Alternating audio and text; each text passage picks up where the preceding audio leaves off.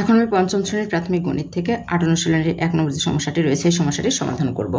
এখানে আমি সময় বাঁচানোর জন্য সমস্যাটি আগে তুলে নিয়েছি। এখানে আছে গড় নির্ণয় করো। আমরা জানি গড় সমান সংখ্যাগুলো যোগফল ভাগ মোট সংখ্যা। তাহলে আমি এখানে প্রত্যেকটি সংখ্যা এখানে যোগ দেখিয়ে দিয়েছি। ভাগ মোট সংখ্যা আছে আমাদের 6টি, 1 2 3 4 5 6। এখানে ভাগ এই জন্য আমি 6 দিয়েছি। এখন আমি এই ভাগটিকে দেখিয়ে দেব।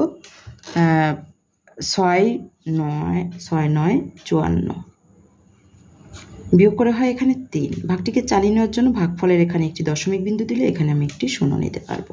তাহলে এই শূন্যটি ঠিক সোজা করে এখানে নিয়ে আসতে হবে। তাহলে 5 6 30 বিয়োগ করে ভাগশেষ 0। তাহলে আমাদের হলো 9.5।